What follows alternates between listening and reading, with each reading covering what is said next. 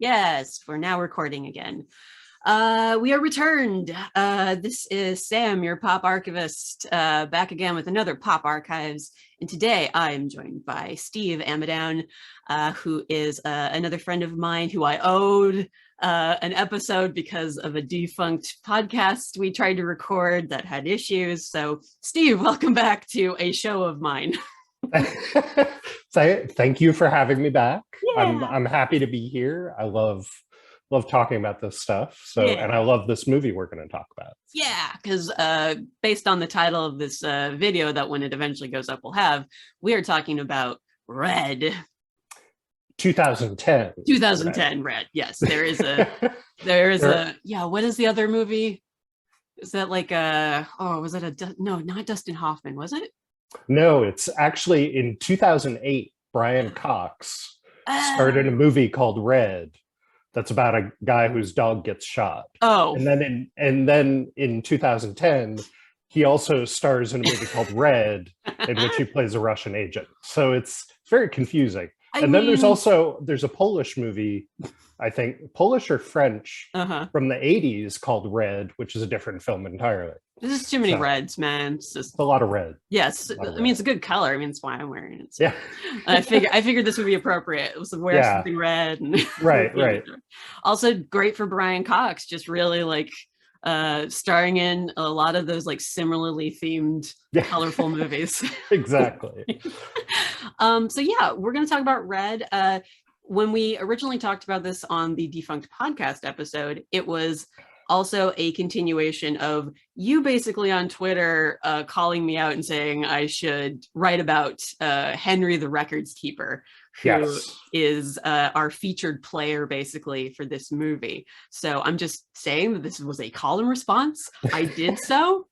I wrote about him. I gave him a spotlight and everything. And then we wanted to talk about it more because it's still a fun movie. Like I really enjoy it. I know I saw this morning that you were doing a rewatch.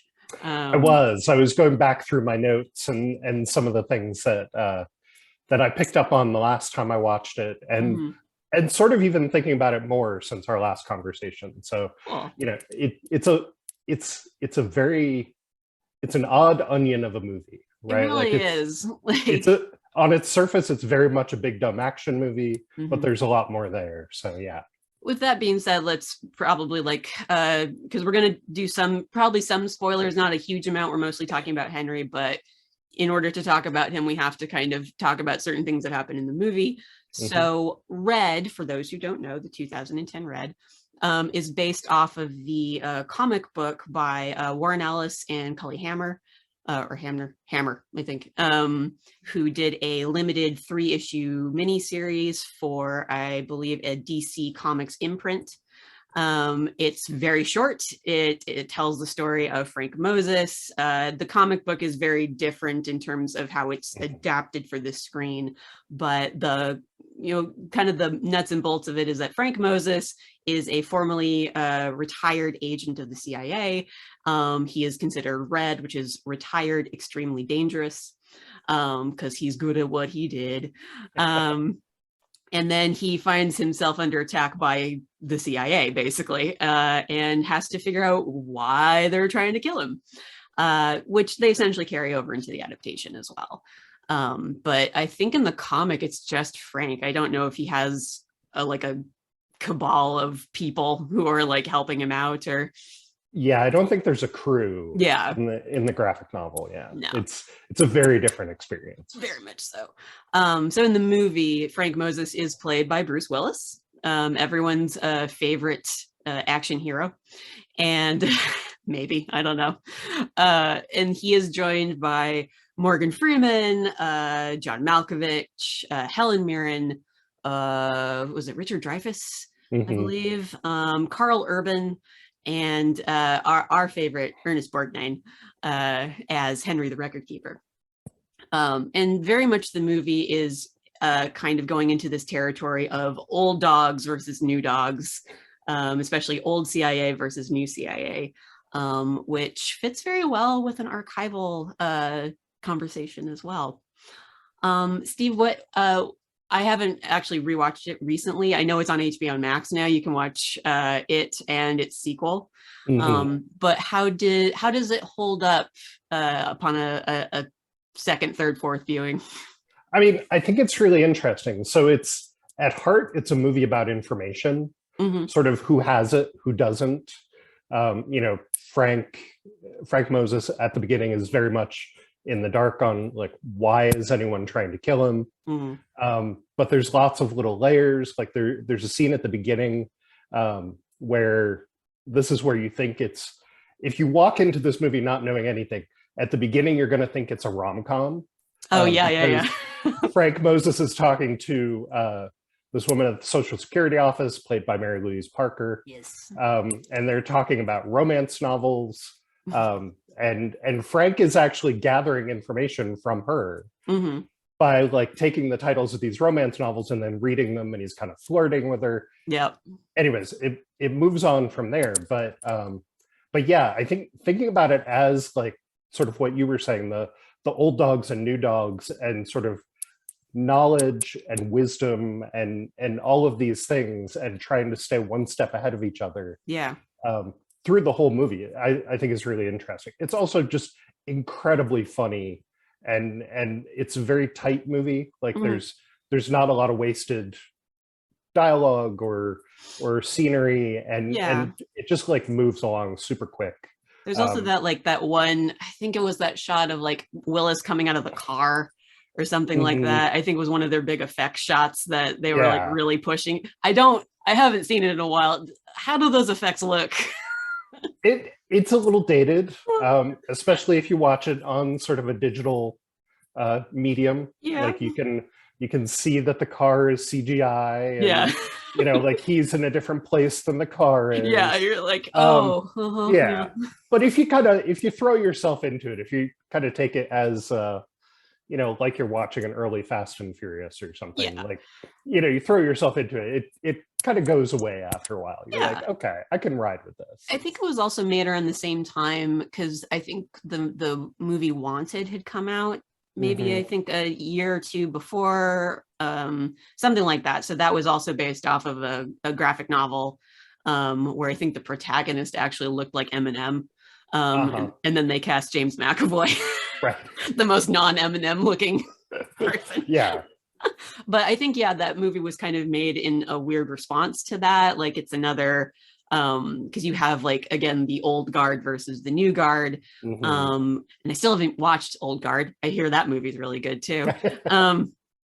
I'm so behind on so many things. Yeah, absolutely. But yeah, like you said, it's very much contingent on information. And so when we get to the first meeting with Henry, it's Karl Urban, who is the quote unquote young CIA agent who thinks he knows what he's doing, is all like, you know, I know all the slick moves. I have all the new ways of doing it because of tech and everything. And he's essentially sent to the basement and the archives behind bars to get information on Frank Moses. And there's Henry, who is Ernest Borgnine, who, you know, I don't know who the audience is going to be for these videos half the time, but I'm a child of the 80s. I also watched a lot of the old Nick at Night stuff. So I got to watch McHale's Navy.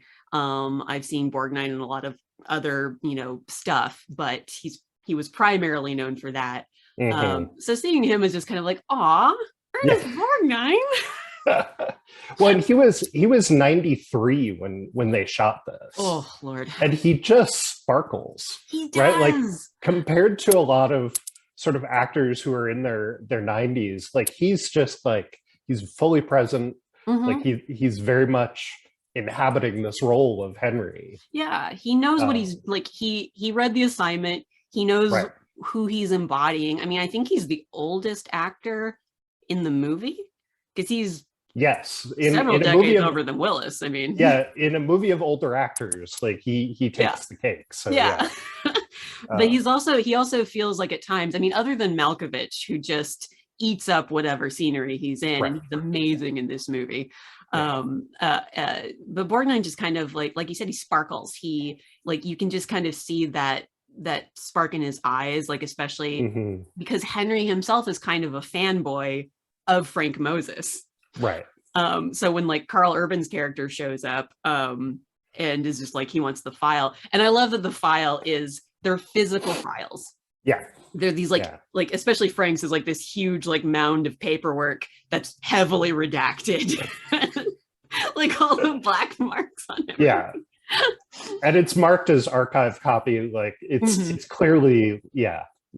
And he looks at Karl Urban's character with such just utter disdain. Like, you know, and I think I'm not giving away any secrets here. Archivists have encountered like both the Karl Urban and the Frank Moses characters, where like you meet someone and they're a researcher and you're like, I don't know. Like, I don't know if I want to give you all the information. Yeah. And then, you know, you meet sort of the Bruce Willis, Frank Moses character. You're like, here, have everything. I'm going to tell you everything. This is our exposition scene. We're going to go for it. Go.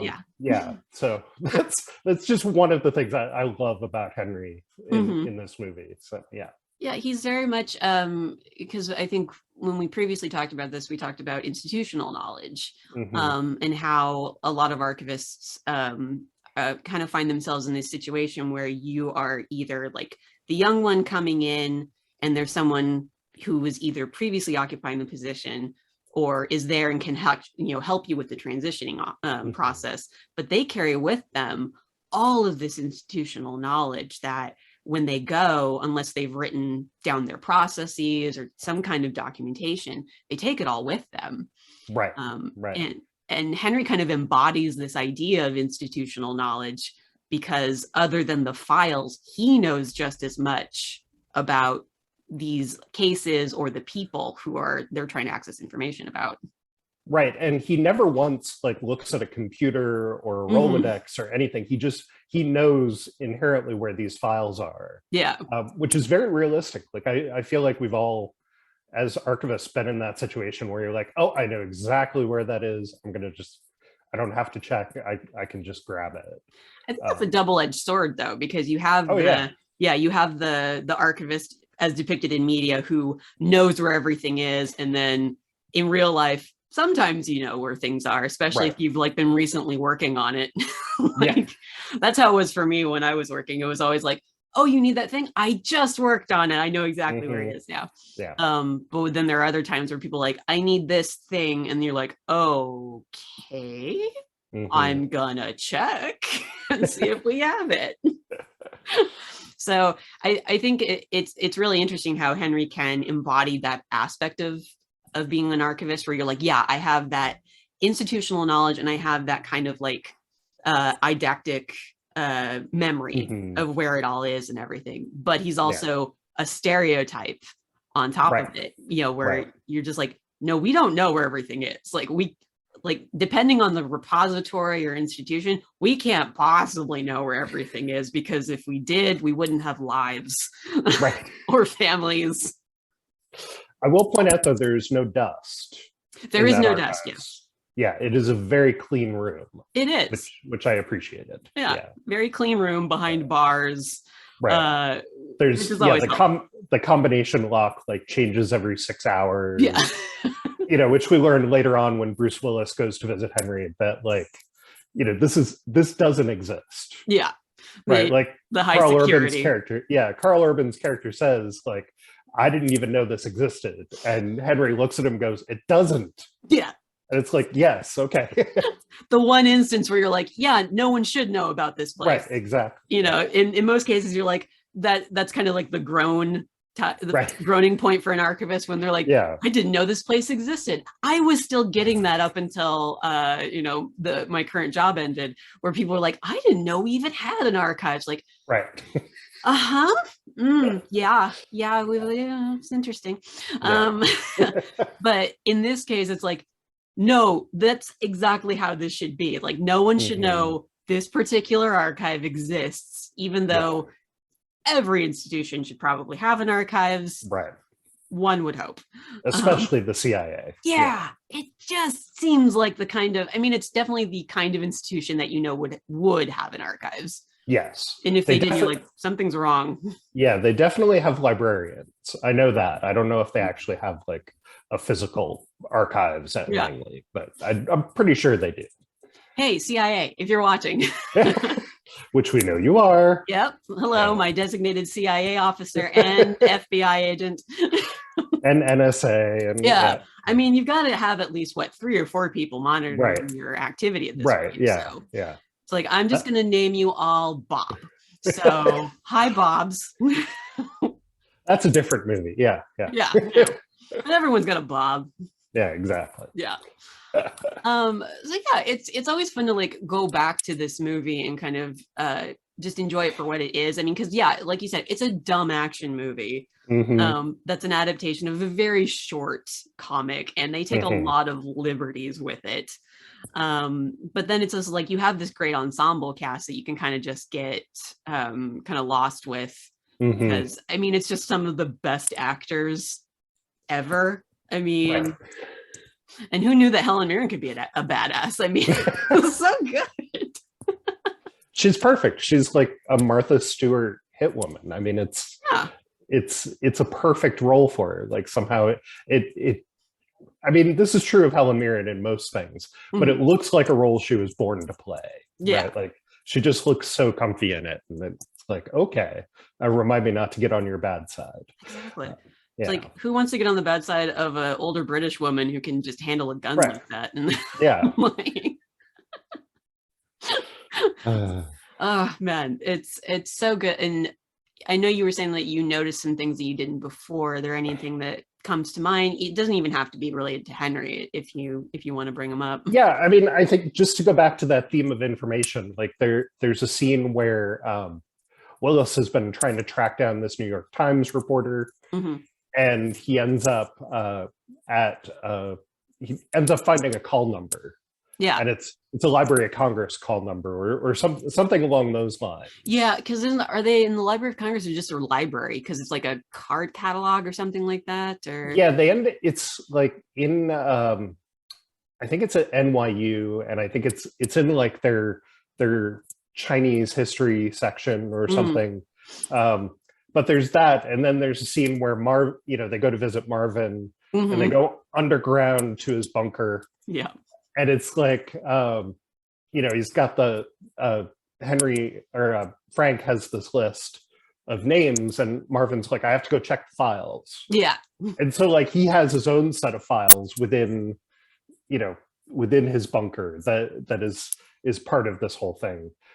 So it's just like this interesting kind of these sort of fractions of moments where it's like, okay, this is like, it's a spy movie on a lot of levels, in addition to being an action film. But it's like every spy movie is kind of about this sort of level of information and who gets it and who doesn't.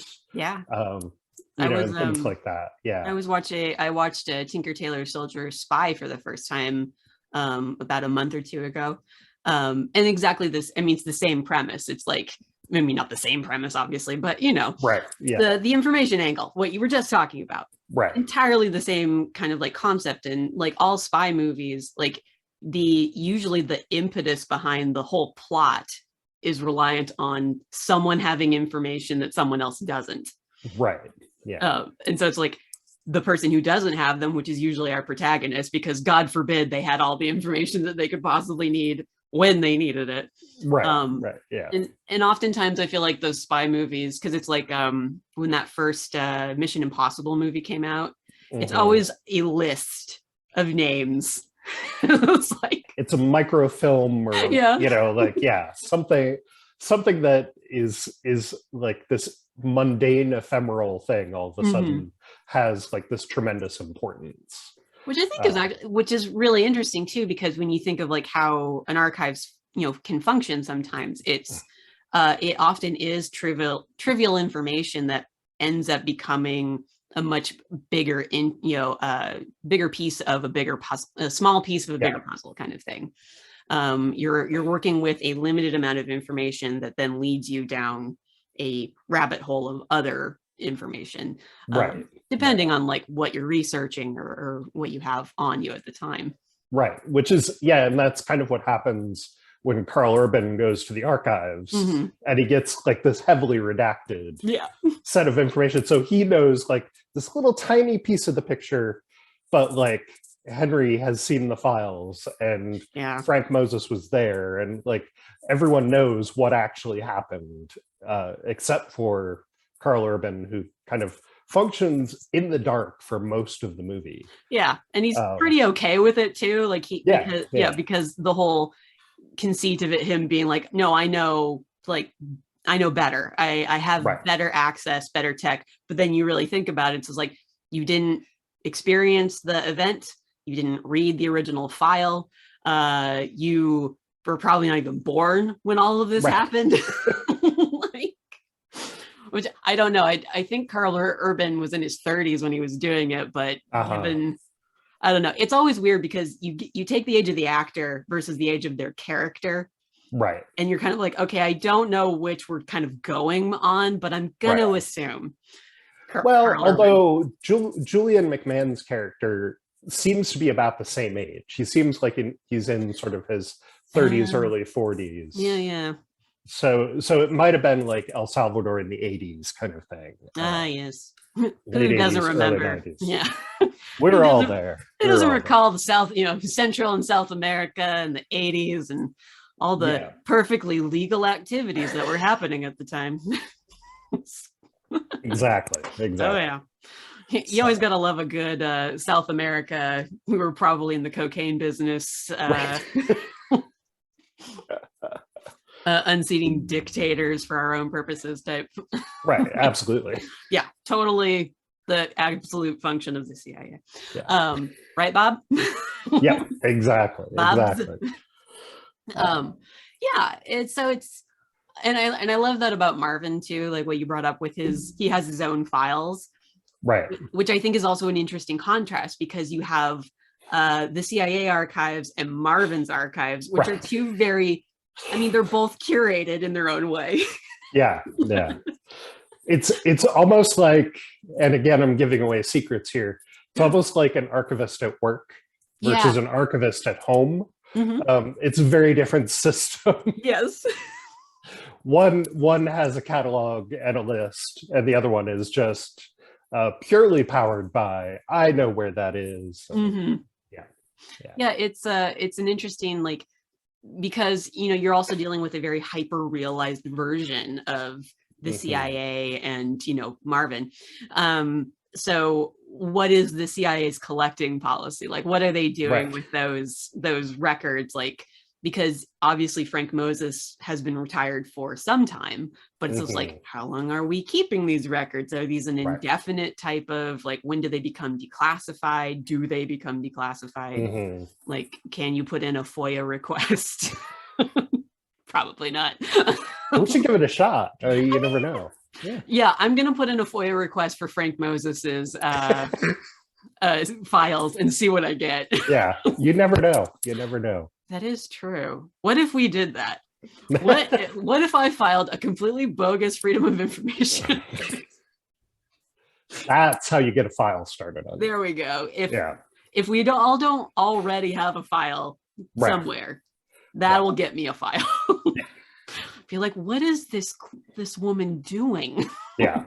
And then they're like, then it starts a weird chain of who is Frank Moses? And then everyone this is how another spy movie starts. Is that I make a bullshit FOIA request, and then people are like, who the hell is Frank Moses? And do we know who he is?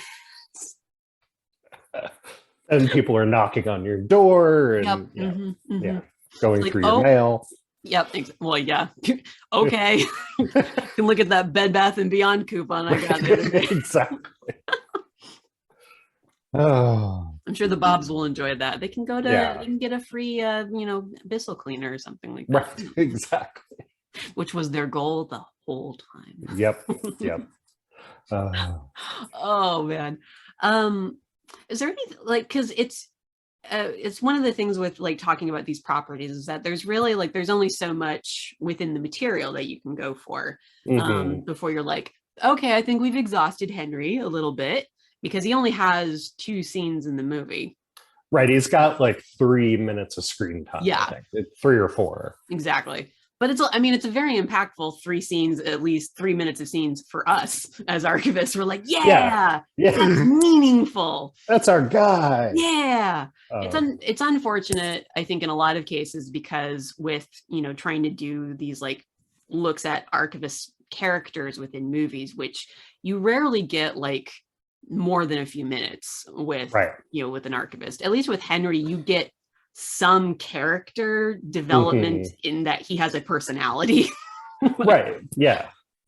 And he has a personality because he's Ernest Borgnine. Yeah, exactly. Like, I think that's another layer where it's because we all know who he is, especially like, you know, people who are going to see this movie, that he kind of, you know, is a little bit larger than life. Exactly. In some ways. So he kind of he's preformed. Yeah, as written on the page, it would be interesting if the character wasn't played by Ernest Borgnine. Like if they got like, it'd almost be interesting to like take his lines and give them to like any other, you know, elder actor or something. Yeah. Like just to see like how much of those lines are Ernest Borgnine kind of breathing life into it. Right. You know, because the lines themselves are not necessarily giving away too much, except that Henry is a fan of Frank Moses, and has been around the block, you know, obviously. So it would be interesting to see like how that is handled by other actors. But I think it's also conducive of what we kind of run into as archivists, watching our profession be portrayed on screen, is that you rarely get more than a few minutes with an archivist that goes beyond either they're an adversary or they're a know-it-all, or, you know, and beyond the idea of like, do they have a rich inner life? Like, do they collect stamps? Do they have a cat? What's their favorite color? I don't know. They have a significant other. How many cardigans do they own? Yeah. Oh, that would be a good one. Yeah. You're like, Henry, just for my own knowledge, my own files, how many cardigans you got? Yeah. I'm gonna guess 3. That would be my guess. I feel like he's a real, like, especially having to be down in the basement like that, he probably has to own at least 4 or 5. You know, there's always that fun one. Ooh, one for every day of the week. Right. He's got a cardigan. And a special Christmas one, obviously. Oh, of course. Yeah. No, he's probably got he's got holiday themed. He's got a full closet of cardigans. Yeah. Holiday themed, regular of the week, and then that like fun Friday one that he really likes to wear that no one else cares about. But Yeah. All right, we've developed a rich inner life for Henry. Right. Via just this conversation. But it is something that I find interesting about when you're looking at the portrayal of archivists, just like, especially because Henry also embodies kind of another stereotype, which is the older white, you know, I'm assuming cishet, because again, we don't get enough time with him to know if he has a significant other, his preference, you know, pronouns, because also that was before we were doing that all the time. Right. So it's like, for him to embody that stereotype, but also how it works for him. Like it's that one case, really the one case that I could say like, where it's like, okay, him being a white older man in a basement archives that no one knows about, all of that works in this one case. It all comes together. It all makes sense. Yeah. It's exactly what you would have expected, right? Like he was sort of installed there when they built the building. Yeah. And he showed up. And he just shows up. Like, yes, we've constructed our archives. And they're like, oh, hello. Yeah. I mean, he's from a time when most of the people working in records management in the federal government would have been sort of cishet white males. Yep. You know, and he's just there. Right. Like if you sort of accept him as a 93-year-old in the film, it's like, oh, this like chronologically, you know, the Langley building was built in the 60s, I think. Was it? Yeah. You know, this makes sense, right? Like this is 50 years on, and okay, yeah, he's been there for 50 years. I buy it. Yeah. Like you wouldn't accept, like if it was anyone other than Henry, like if it was a young woman, right? You just be like, well, that doesn't fit. Like especially with what the movie's trying to say, even if it's inadvertently, you know. Right. Because I don't think that movie really went in with like a huge like we're telling like we have a message, except for like, hey, old people aren't bad. Like exactly. Yeah.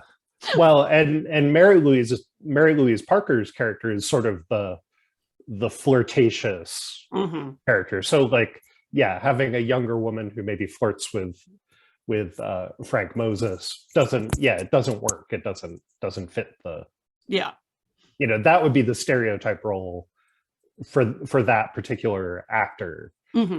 But giving it to whether it's Ernest Borgnine or I don't know, Kirk Douglas would have been another interesting one. Someone who's of that era. Yeah, exactly. Kind of, like real old Hollywood. Just fits, right? Like, it just fits. Frank Sinatra had been alive, maybe. Right, yeah. Old blue eyes. Right, exactly. And so the other thing that I sort of approach about this movie is coming from my perspective as a sort of historian of romance novels. Yeah. In that, in the first 10 minutes, this sort of comes up that, Mary Louise Parker reads these books and talks to Frank Moses about them on the phone. And so Frank has accumulated this collection of books. And so we see her reading them a few times. And so it's interesting because her character kind of becomes, she's an adventure seeker. Yeah, right? She's like she's kind of, she's a little bit of maybe a little bit touched in the head. Like there's a scene where they're breaking into Langley and they're in the elevator and like the contact lens that's supposed to get them into the archives falls on the ground, and like they find it, the guys with guns show up. They managed to talk their way out of it, and she's like, I wonder how many years I'd get for this. Right? Like she cherishes the idea of almost getting caught. She's that. Go ahead. No, it just sort of ties into this idea of romance novels as escape, and like sort of lending some of these what might have been kind of flat characters kind of that rich internal life, right? Like she reads sort of romantic suspense novels. Like this is totally up her alley now as she's going through this adventure. It just kind of lends us another layer of believability to it, I think. Yeah, I mean it's really interesting, like because like you say, she's basically an adventure seeker. She's a romantic. She's definitely romanticized the idea of like what it is to be a spy, Right. So like when she gets pulled into it, of course she has like these ideas of what being a spy is like, which Frank is like trying to dissuade her from constantly. Yeah. Which is getting in the way of their actual progress in the mission that he has to pull her into because she gets like caught up in it.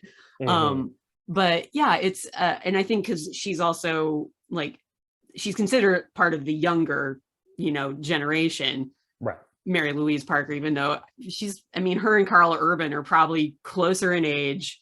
She's at least a decade or two younger than Bruce Willis. Yeah. So as so often happens in Bruce Willis movies, the May-December romance, which, because God forbid he had a girlfriend who was his age. Oh, don't be ridiculous. That's just I'm sorry. Don't even. I'm sorry I brought it up. Yeah. Sorry, Bobs. I apologize profusely.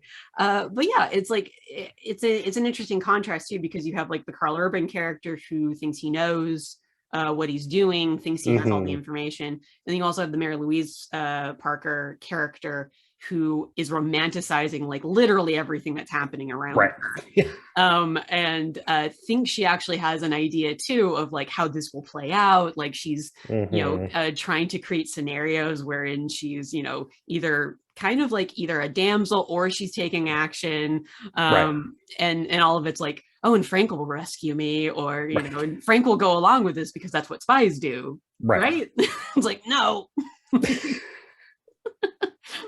Or kind of like some because I imagine with a lot of those romance novels, and correct me if I'm wrong, there are romance novels where they are like in the spy genre, like your James Bonds or your Harlequin romances and whatnot.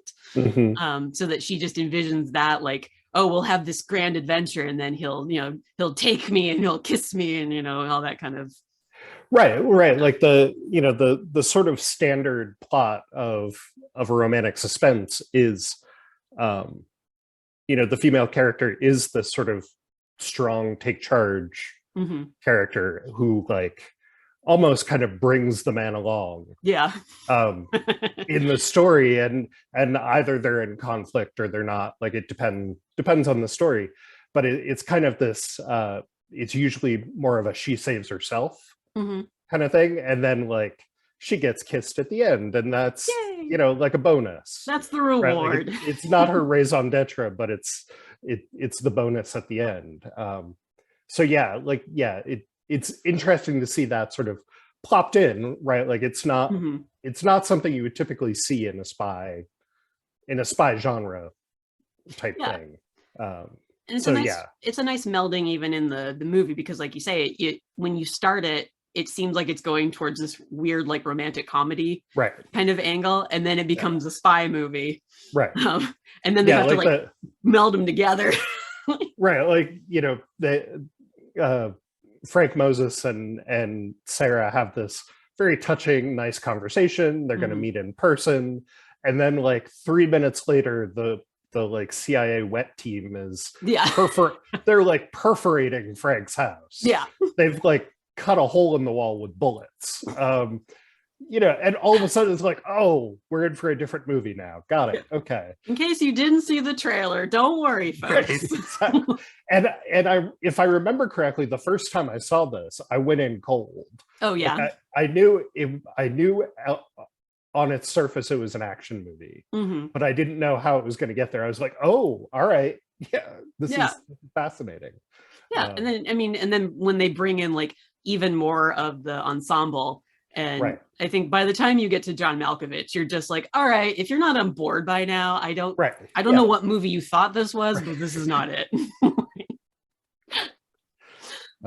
Because he's other than Ernest Borgnine, Malkovich just steals the whole dang movie. Absolutely. Yeah. I don't think he also has like a lot of screen time, but like when he's there, you're just kind of like, yeah, John Malkovich, you earn all of that scenery you're chewing up.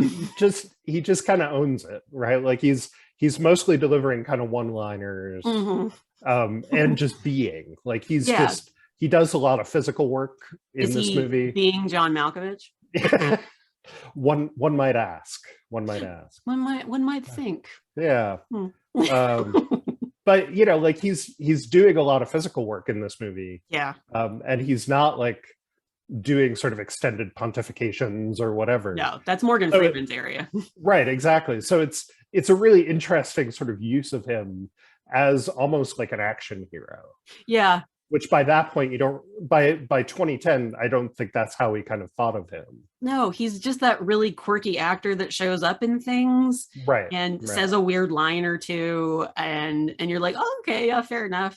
And to see him like running around, like, I mean, this man is not as spry as the day he was born. He's still he's an older gentleman, obviously, but watching him run around and like shooting guns and setting off bombs and just being overall just the wacky weird uncle in this situation is kind of like, it's weirdly refreshing, even though it's almost on board. It's kind of like his oeuvre at this point.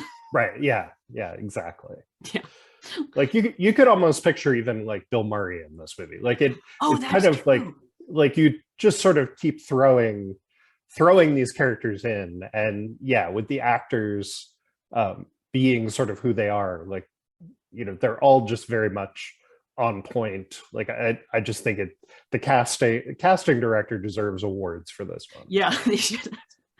Right? Like, I know it was a big budget movie, but like, Yeah. on top of that, like, they actually did a good job with it. So. Yeah, I mean, I feel like no one ever really talks about casting directors enough, because a lot of the times they're the reason why these characters work so well, is that they see something, they're like, no, that person right there. Right. And I'm trying to think, because it made me start thinking about the Expendables, and that whole series. I've actually never seen that. Real? Okay. So, yeah. So, because it's interesting, like, I don't remember when the first one came out, but because its whole conceit is like all of these old, 80s action movie stars, basically acting as like, oh, we're all death fodder, whatever. But like getting these old dogs in, and then you have some of the younger action heroes ish. But I don't know if I think that was after Red, but I think so. Yeah, because it feels very similar in that regard. Not that like any of, like, other than Bruce Willis, none of the other actors really were known for like action heavy spy movies or anything like that. Maybe a rom-com here or there. Yeah. So, yeah, I mean, other than because the Matt Damon series. Jason Bourne. Yeah. Yeah, the Bourne series. I think was before this it started. Yeah. I think, and so Brian Cox and Karl Urban are both in those movies. Yes, I forgot. And so, yeah, exactly, because they both play like essentially inverted characters, right? Like they're sort of like, Karl Urban is a bad guy, badass, and Brian Cox is questionable moral repute CIA guy. And, the handler type person. Yeah. So like, but other than them, like Morgan Freeman, not an action movie guy. Not really. No. Yeah. Helen Mirren, no. A lot of dramatic roles, because Morgan Freeman, it's like everyone's just going Shawshank Redemption, you just feel like Andy Dufresne. So to see him in a role that, especially Morgan Freeman's actually really, really funny, when you give him the right material and everything. So it's like, it's a movie that really allows some of these actors to kind of stretch and, work some muscles that no one's ever really seen them do before. Everyone other than Willis, who's just doing exactly what he do. Exactly. He is Bruce Willis. Yeah. In this movie. I think most movies it's just Bruce Willis. Beyond a certain point, after I think Die Hard 3, he was essentially just Bruce Willis. Just doing his thing. Yeah. Well, and Richard Dreyfuss, I think, is interesting in this movie as well, because he's playing a bad guy, like a self-styled bad guy. Yeah. Like at one point, it's like he's tied to the chair, and like he's been kidnapped, by the way. Bruce Willis and John Malkovich and Morgan Freeman have kidnapped him, and he's tied to the chair, and he's like, you don't have people killed. I have people killed. I'm the bad guy. And it's like, in any other spy movie, like he would have been the bad guy, but he's not the really bad guy in this one. He's like a stepping stone to the real issue. Right. So it's an interesting sort of moment of playing with the genre a little bit, and like having the arms dealer not be the top of the food chain. Yeah, because normally, the arms dealer is the guy who you're like, oh, they're supplying weapons illegally and people are getting hurt and we got to stop them. And so it's like, oh, no, you have no idea. This guy is only... He's just a patsy. Yeah. And Richard Dreyfuss just plays a good, like, smarmy villain. Like, kind of snarling. And he's just like, ugh. He's so good. Like, Richard Dreyfuss it's interesting because you figure, like, a lot of people saw him like first in like Jaws or something like that. He's always good at playing kind of the nebbishy academic, the dad, the neurotic kind of guy. And so, and then it's like Mr. Holland's Opus, which I don't think people talk a lot about that movie anymore, but I'm going to mention it No. because he was in that. He played Mr. Yeah. Holland. Yeah. So he has like these particular roles that he's kind of known for. And then to like when he's a villain, he's just so good at it. Like he's so good. Yeah. Yeah. They're all so good. Everyone in this movie is really good. It's true. And it's one of those, like I said, it's just such a tight movie, and no one is sort of wasting their screen time. Like everyone is there and involved and not just there for the paycheck. Except for maybe Julian McMahon is kind of useless, but I think that's the character. Yeah. He's just kind of there, right? Like you gotta have those people. I mean, there's like being tossed around the backseat of a limo is kind of his thing. So you gotta have your plot fodder, your your guy you move around from place to place, and you're just like, all right, we're done. You can go now. The narrative no longer needs you. Right, exactly. Yeah. Please exit. Well, Steve, I think we've talked about this movie and we've talked about Henry. Before we go, because you do work as a consulting archivist as well as an archivist for romance novels. Is there anything you would like to plug or tell people about that they can go and, look at your work, or any organizations you'd like them to follow? Sure. So I am primarily on Twitter, such as it is, at Stegan, Stegan. I also run a website called romancehistory.com. I say I run it. I'm like the only one who writes for it. It's like Pop Archives. Like I run it in the sense that I own it. Right, exactly. But it's mostly sort of short articles about figures and sort of ideas within romance fiction of sort of the late 20th century. And I have a few things coming over the next few months that I'm excited about and can't really share at the moment. But no exclusive today. Sorry. Come on. But yeah, so I will be around, and I hope that I hope that people enjoyed this. And I enjoy talking about this movie. I'm happy to do it anytime. Look, if no one else enjoyed it, at least we did. And that's the important part. We had fun. All that matters. Yes. All that matters. And for those who want, I am at Twitter at darling_Sammy for the time being. Who knows, as of the recording of this, there's issues. There's drama. Yes, there's always drama. And you can always go to poparchives.com, and I'll put all these links in the description as well. And if you have suggestions for other movies, television shows, properties with archives or archivists that you would want myself and other guests, which I believe Steve will more than likely come back on at some point in the future. Happy to. Yeah. I'm putting him on the spot now by saying he will, and then I will force him into it. Dragging him in, kicking and screaming. Fair. You're like, no, Sam, please. No. If you have any suggestions, please leave them in the comments below, or you can email popculturearchives@gmail.com and make a suggestion there as well. I have a master list I'm always working with, so I'm happy to add other properties. Once again, Steve, thank you for being on. Thank you for having me. Yeah. And bye, everyone. Bye.